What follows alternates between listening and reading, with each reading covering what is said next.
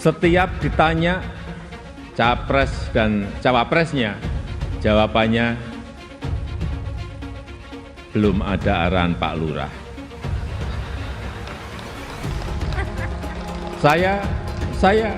Saya sempat mikir, siapa ini Pak Lurah? Sedikit-sedikit kok Pak Lurah. Belakangan saya tahu yang dimaksud Pak Lurah ternyata saya. Ya, saya jawab saja, saya bukan lurah. Saya adalah Presiden Republik Indonesia. Saya ini bukan ketua umum parpol, bukan ketua umum partai politik, bukan juga ketua koalisi partai. Yang menentukan capres dan cawapres itu adalah partai politik dan koalisi partai politik. Jadi saya ingin mengatakan itu bukan wewenang saya, bukan wewenang Pak Lurah, bukan wewenang Pak Lurah. Sekali lagi dijadikan tameng. Bahkan walau kampanye belum mulai, foto saya banyak dipasang di mana-mana. Bukan foto saya sendirian. Ada di sebelahnya bareng capres. Pemimpin itu harus punya public trust. Karena kepercayaan adalah salah satu faktor penentu bisa berjalan atau tidaknya suatu kebijakan. Bisa diikuti atau tidaknya sebuah keputusan. Ini adalah modal politik dalam memimpin sebuah bangsa besar seperti Indonesia. Ini bukan tentang siapa yang jadi presidennya. Bukan itu.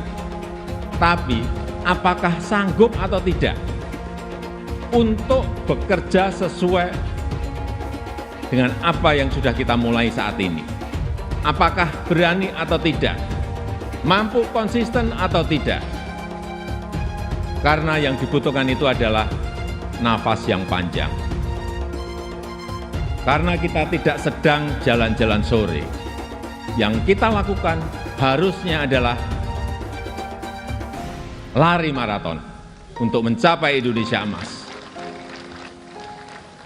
Inilah alasan kuat saya kenapa saya nggak pernah bisa mengalihkan dukungan saya kepada Pak Prabowo. Meskipun Pak Prabowo sekarang dalam tanda kutip sudah dekat dengan Pak Jokowi dan menjadi bagian dari Kabinet Kerja Pak Jokowi. Alasan utamanya adalah saya nggak pernah bisa percaya dengan orang-orang di belakang Pak Prabowo. Dan sekarang terjadi. Orang-orang yang dulu kecewa dengan sikap Prabowo yang mengambil sikap bergabung dengan pemerintah sekarang sudah kembali kepada Prabowo. Artinya formasi pendukung Prabowo sudah kembali.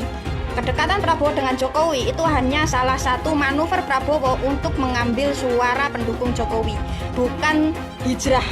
Kenapa saya bilang seperti itu? Karena sampai detik ini Prabowo sudah masuk di pemerintahan pun Prabowo juga nggak pernah berani mengambil sikap atau menentukan sikap bahwa dia anti dengan orang-orang yang intoleran atau ekstrim seperti pendukungnya pada tahun 2014 dan 2019. Dan kesimpulannya adalah Prabowo akan tetap menjadi Prabowo dan pendukungnya kualitasnya akan sama seperti pada tahun 2014 dan 2019.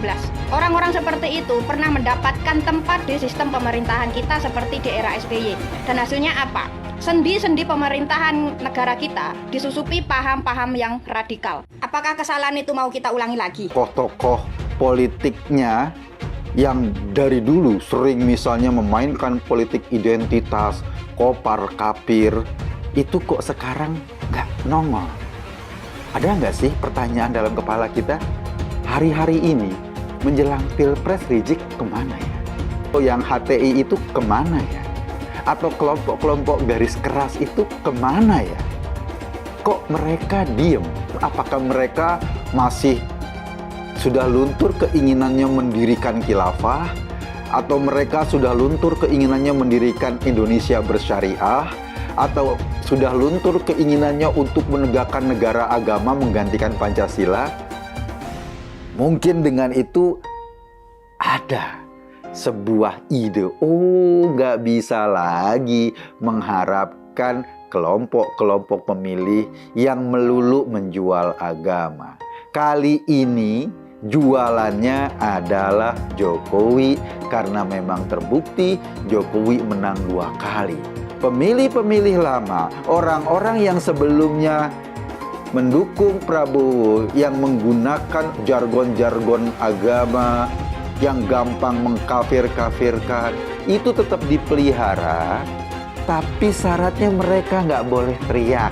Jadi dalam konteks politik, ya di mata timnya Prabowo, Pak Jokowi posisinya nggak jauh beda sama Rizik, sama HTI, sama FPI. Cuma didekati untuk menarik suara. Wajar kalau kita lihat baliho di mana-mana, Prabowo lebih Jokowi dari Jokowi misalnya. Nah sekarang tiba-tiba dengan entengnya Prabowo Subianto meminta izin ingin berkuasa. Lah ini kan bahaya sekali, bener gak? Jangan-jangan ya kita baru mengkritik sedikit saja, besoknya langsung hilang. Jadi bisa dibilang ya posisi Ganjar Pranowo ini memang sangat-sangat berat. Bahkan kalau saya melihat Ganjar ini seakan-akan sedang dikeroyok oleh lawan-lawan politiknya. Jadi sekali lagi saya ingin mengatakan, kalau saya melihat situasi politik yang belakangan ini terjadi ya, memang mirip sekali dengan situasi atau kondisi politik ketika pemilu 2014 lalu. Makanya, kalau saat ini kita dihadapkan dengan situasi politik yang hampir sama dengan pemilu 2014, maka tentu kita semua tidak akan terlalu sulit untuk menentukan langkah ke depan. Kenapa Golkar beralih ke sana? Harus dibaca bersamaan dengan PAN juga. Saya rasa ini seperti tadi yang diungkapkan, berkali-kali mengucapkan kata atau nama Jokowi. Saya rasa secara tidak langsung ada peran Jokowi di sini. Ada skenario mengeroyok Ganjar Pranowo untuk Pilpres 2024. Hal ini juga mengingatkan kita pada Pilpres 2014, waktu itu Joko Widodo dikeroyok oleh gabungan 6 parpol, termasuk di dalamnya Gerindra, Golkar, dan PAN saat ini. Namun Jokowi tetap menjadi pemenang Pilpres 2014.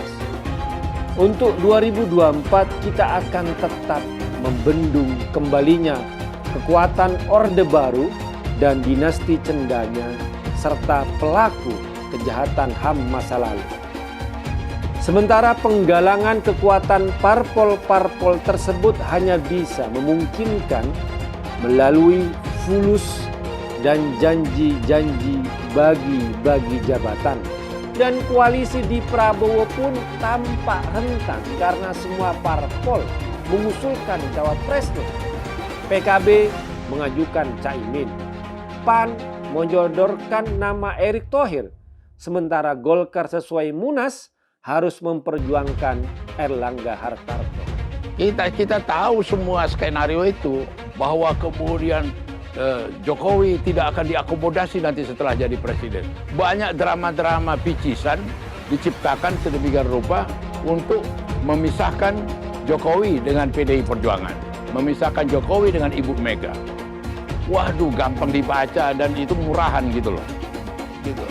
Dan yang cemburu terhadap partai kita mengatakan PDI Perjuangan sombong, PDI Perjuangan ini nggak ada. Nggak ada yang membuat PDI Perjuangan jadi galau, PDI Perjuangan jadi ini, ya enggak lah. Lebih dari ini udah pernah kita dikeroyok kok. Dan kita juga biasa ditipu kok. Kalau dibandingkan yang 10 tahun yang lalu, ya kita sudah biasa menghadapi, lebih besar lagi pada waktu itu. Di mana Golkar, Gerindra, PAN, PKB, P3, PBB, dan sebagainya.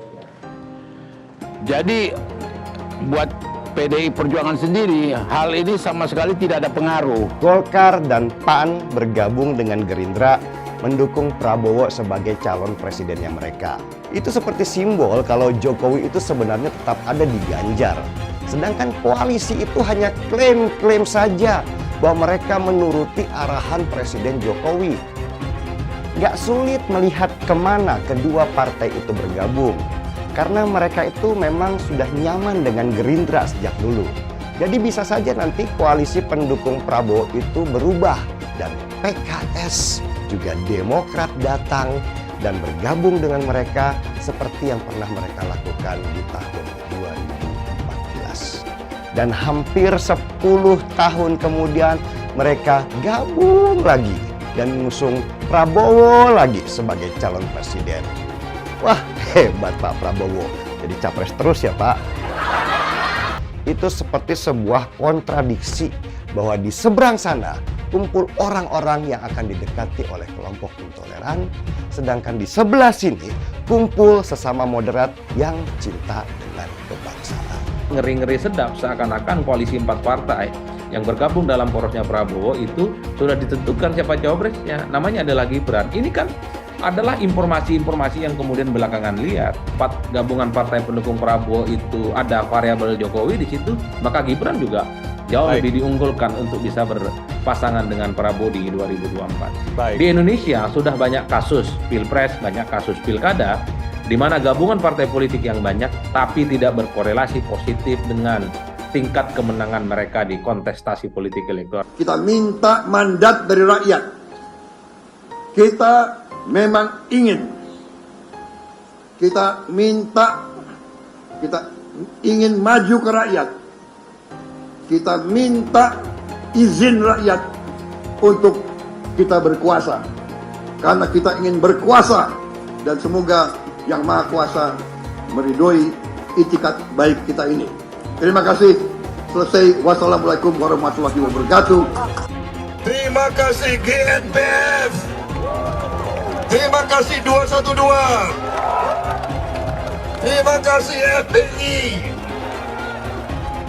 Mereka mau nuduh kalian radikal. Saya katakan kalian tidak radikal. Penjajahan di depan mata itu di Jakarta. Kita semua pribumi ditindas. Kini saatnya kita menjadi tuan rumah di negeri sendiri. Saya bilang, Miss, ente nggak bisa jadi presiden. Kenapa? Karena presiden adalah orang Indonesia asli, saya bilang. Jangan hanya konsentrasi pada pembangunan benda-benda mati yang indah difoto dan bisa ditunjukkan dalam 5 tahun hasilnya. Kalau kita mau menilai sebuah janji, maka lihat janjinya, lalu lihat kenyataannya. Dulu janjinya apa ya? Dan ini aneh, betul-betul aneh. Ini bukan kampanye, tapi saya sampaikan sini. Di satu sisi menyiapkan jalur-jalur air untuk dikirim ke laut, di sisi lain di lautnya dipasang dengan pulau reklamasi, tinggal tunggu waktu jadi rob, air malih. Dan ini melawan sunnatullah. Kenapa? Air itu turun dari langit ke bumi, bukan ke laut. Harusnya dimasukkan ke dalam bumi, masukkan tanah. Di seluruh dunia air jatuh itu dimasukkan ke tanah, bukan dialirkan pakai gorong-gorong raksasa ke laut. Jakarta telah mengambil keputusan yang fatal. Bukan banjir, itu memang parkir air. Bukan banjir, itu memang parkir air. Masyarakat berkeliling dengan membawa toa untuk memberitahu semuanya, termasuk sirine. Kaibon 82 miliar. Apa alat transportasi yang dimiliki oleh hampir setiap orang? Alat transportasi yang dimiliki semua orang adalah kaki. Kalau seandainya orang Jakarta percaya Pak Anies jadi gubernur pun, saya berani jamin kok dia akan lakukan normalisasi yang sama seperti saya lakukan kok. Gak usah bohong lah. Ketika air sampai di muara, maka siap untuk dipompa ke laut. Usir penjajah Jakarta, siap! Tangkap si Ahok! Tangkap si Ahok sekarang juga! Tangkap si Ahok! Tangkap si Ahok sekarang juga. Lagi. Cepat. Tangkap si Ahok. Tangkap si Ahok sekarang juga. Lengserkan Jokodok. Takbir. Siap serbu istana. Siap ambil alih kekuasaan. Takbir. Pancasila Soekarno, ketuhanan ada di pantat. Anak Tuhan dari mana? Kalau Yesus anak Tuhan, bidangnya siapa? Besok di seluruh wilayah Indonesia akan katakan Bapak Ibu yang dimuliakan Allah, oleh sebab itu solusi penyelesaian umat ini hanya satu. Apa itu? Khilafah. tegaknya khilafah, maka selesailah masalah. Takbir! Halal haram demokrasi. Kita pakai dulu sementara sistem kafir ini. Orang bilang kafir mana bisa. Sementara kalau semuanya sudah baik, kita pakai sistem Islam, naik khalifah. Iblis hanya menggoda orang yang beriman. Makanya jarang-jarang orang kafir kerasukan setan. Yang kerasukan setan itu orang baik-baik. Jarang, saya belum pernah nengok Cina kerasukan setan. Pernah tak Ahok itu kerasukan setan? Enggak, setannya juga benar. Karena sesama setan dilarang saling menggoda. Karena di salib itu ada jin kafir. Karena di salib itu ada jin kafir. Karena di salib itu ada jin kafir. Haleluya. Kepalanya ke kiri apa ke kanan? Kepalanya ke kiri apa ke kanan? Kita percaya salib itu lambang mulia, bukan jin. Kok ketawa? Aku nggak nyindir siapa-siapa loh. Saya nggak pernah mundur untuk kebenaran, keadilan, kejujuran. Dan peri kemanusiaan, gue nggak pernah mundur. Dan gue nggak pernah takut juga sama lu. Siapapun yang rasis, gue akan hadapin. Karena rasis itu tidak berperi kemanusiaan. Kalau saya ditanya dulu kan, kamu nyesel nggak statement kamu di Pulau Seribu sehingga masih masuk penjara? Tidak pernah nyesel. Karena saya mengatakan kebenaran. Anies didukung oleh FPI, HTI, dan pengasong khilafah lainnya. Etnis Tionghoa dicap sebagai pemberontak, sedangkan etnis Arab dianggap sebagai tuan atau tuan dari pribumi. Etnis Arab dipuja-puja dan dianggap sebagai dewa. Lihat saja Rizik Syihab dan Bahar Smith dipuja-puja, padahal mereka mengujar kebencian. Pengasong khilafah seperti Rizik Syihab, Bahar Smith, dan teman-teman, mereka hanya buat gaduh di Indonesia. Relawan Anies terutama dari FPI, HTI, PA212 seperti Bahar Smith dan Rizik Syihab selalu menghujat Cina, etnis Cina. Tapi saat ini negara Cina sudah menjadi nomor 1 di dunia. Saya bangga sebagai Cina. Sedangkan negara Amerika sanjung-sanjung itu, Arab Yaman, masih belum maju dan masih terbelakang. Saya percaya Indonesia dengan mayoritas pribumi juga akan menjadi negara maju. Seharusnya Arab Yaman belajar dari negeri Cina, seperti kata kitab suci. Belajarlah sampai ke negeri Cina. Anies dan juga pendukung Anies, seperti Rizik Syihab, Bahar Smith, dan kelompok-kelompok HTI dan FPI harus belajar ke negeri Cina, supaya tidak lagi lakukan kelebihan bayar. Lihatlah rekam jejak Anies selama 5 tahun. Bayangkan Indonesia ke depan jika dipimpin oleh Anies. Dan bayangkan jika Anies menang. HTI dan FPI, ormas khilafah yang dibubarkan itu akan dikembalikan oleh Anies. Apakah kita mau Pancasila diganti menjadi khilafah? Kita saat ini sudah memasuki tahun politik. Suasana sudah hangat-hangat kuku dan sedang tren ini di kalangan politisi dan parpol. Setiap ditanya capres dan cawapresnya, jawabannya belum ada arahan Pak Lurah. Saya sempat mikir, siapa ini Pak Lurah? Sedikit-sedikit kok Pak Lurah. Belakangan saya tahu yang dimaksud Pak Lurah ternyata saya. Ya, saya jawab saja, saya bukan lurah. Saya adalah Presiden Republik Indonesia. Ternyata Pak Lurah itu kode. Tapi perlu saya tegaskan, saya ini bukan ketua umum parpol, bukan ketua umum partai politik, bukan juga ketua koalisi partai. Dan sesuai ketentuan undang-undang, yang menentukan capres dan cawapres itu adalah partai politik dan koalisi partai politik. Jadi saya ingin mengatakan itu bukan wewenang saya, bukan wewenang Pak Lurah, bukan wewenang Pak Lurah. Sekali lagi, walaupun saya paham ini sudah menjadi nasib seorang presiden untuk dijadikan paten-patenan dalam bahasa Jawa, dijadikan alibi, dijadikan tameng, bahkan walau kampanye belum mulai, foto saya banyak dipasang di mana-mana. Ya, saya harus ngomong apa adanya. Saya ke provinsi A, ada. Ke kota B, ada. Ke kabupaten C, ada juga. Sampai ke tikungan-tikungan desa saya lihat, ada juga. Tapi bukan foto saya sendirian. Ada di sebelahnya bareng capres. Bapak Ibu yang saya muliakan, tantangan ke depan tidaklah mudah. Pilihan kebijakan akan semakin sulit. Sehingga dibutuhkan keberanian, dibutuhkan kepercayaan untuk mengambil keputusan yang sulit dan keputusan yang tidak populer. Oleh sebab itu, menurut saya,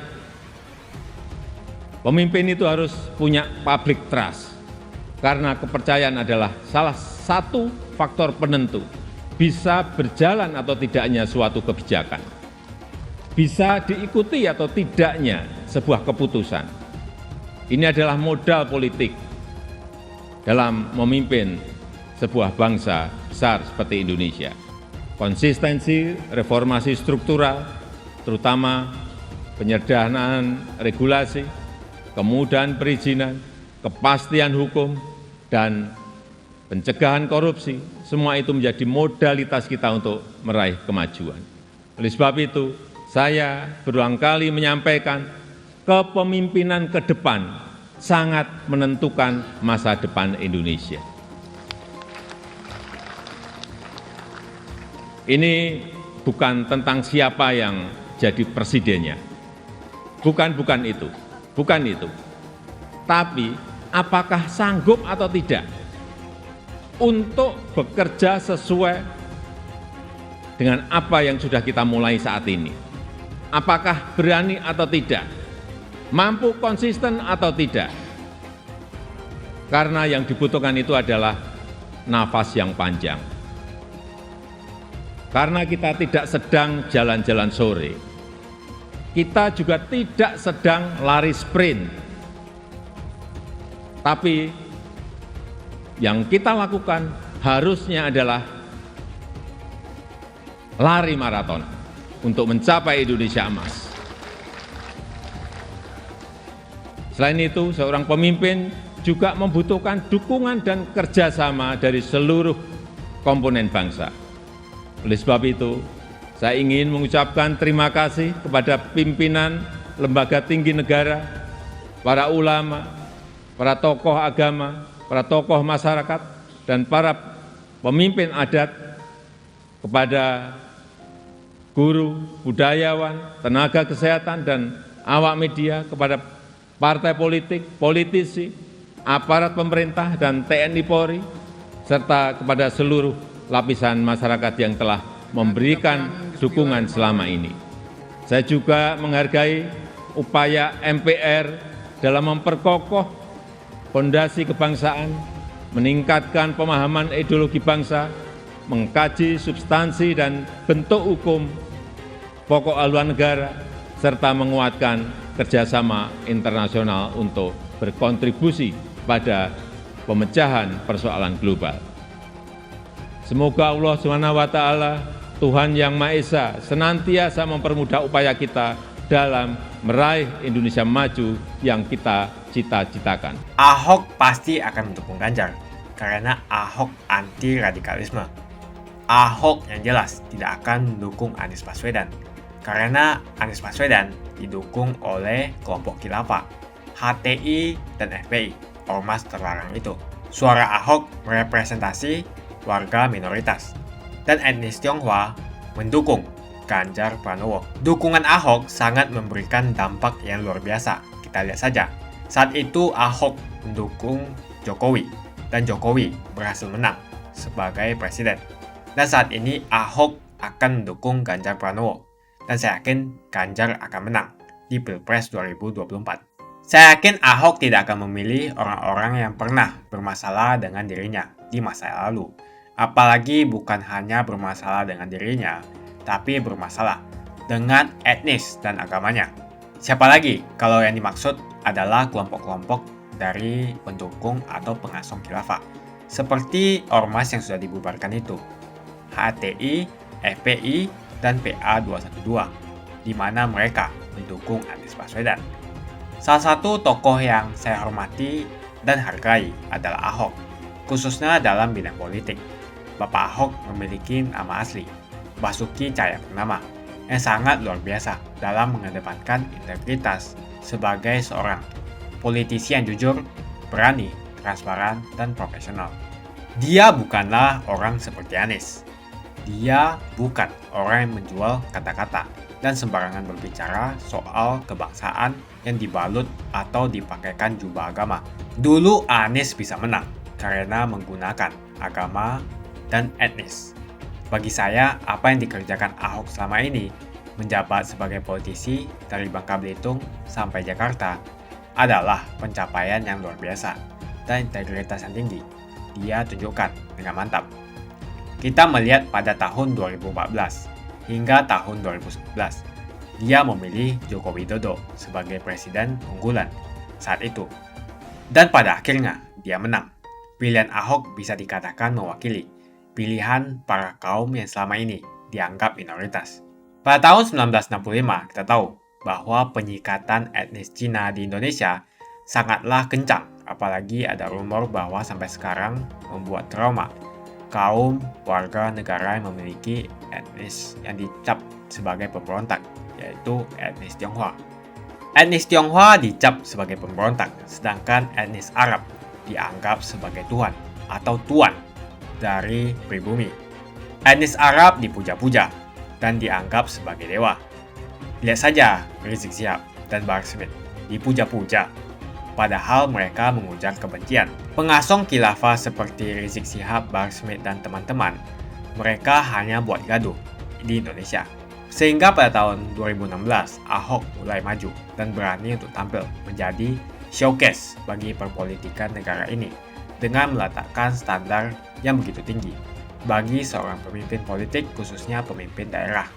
Ternyata isu-isu suku, agama, dan ras antar golongan pada tahun 2017 masih terjadi dan begitu masif yang dilakukan oleh kelompok-kelompok kadrun itu. Isu agama, ras, dan antar golongan dinikmati oleh relawan Anies. Saat itu Anies didukung oleh FPI, HTI, dan pengasong khilafah lainnya. Pada akhirnya Ahok harus kalah, namun kekalahan dia adalah kekalahan yang membuka mata rakyat Indonesia bahwa masih ada orang-orang yang menang dengan cara menggunakan politisasi agama atau politik identitas berbasis agama. Ternyata banyak sekali orang yang dengan mudah terhasut lewat jalan-jalan seperti itu.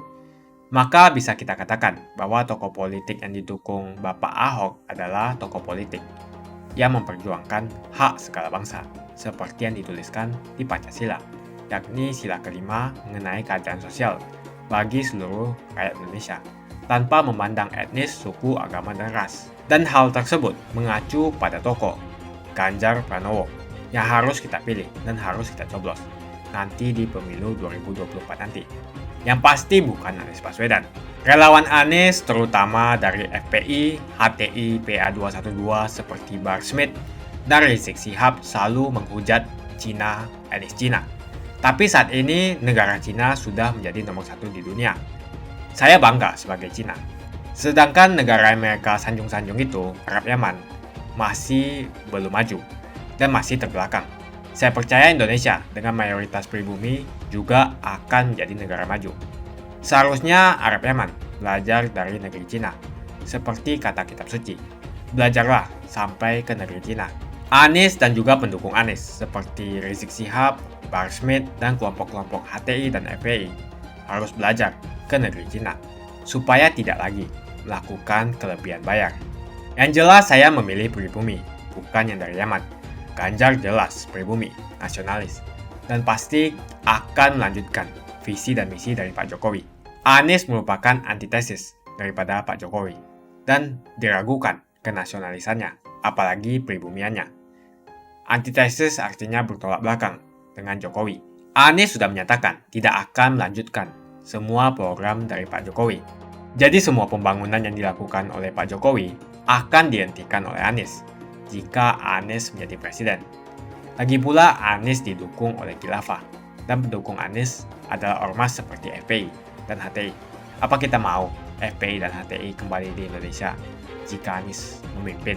Anies juga dikenal sebagai bapak politik identitas yang menghalalkan segala cara untuk menggapai kekuasaannya, termasuk menggunakan politik identitas berbasis agama. Lihatlah di kasus Ahok waktu itu. Kita sudah bisa melihat hasil kerja Anies selama 5 tahun di Jakarta. Tidak ada satupun janji yang dipenuhi dan tidak ada kinerja yang bisa dibanggakan. Dari DP 0%, OKOC, kelebihan bayar, Formula E, banjir, sumber resapan, jalan rusak, dan gonta-ganti nama jalan. Lihatlah rekam jejak Anies selama 5 tahun. Bayangkan Indonesia ke depan jika dipimpin oleh Anies. Dan bayangkan jika Anies menang. HTI dan FPI, ormas khilafah yang dibubarkan itu, akan dikembalikan oleh Anies. Apakah kita mau Pancasila diganti menjadi khilafah? Bagian Indonesia Timur yang mayoritas non-muslim seperti Bali tidak akan setuju dengan khilafah atau sistem khilafah. Mungkin Indonesia akan bubar jika Anies menjadi presiden.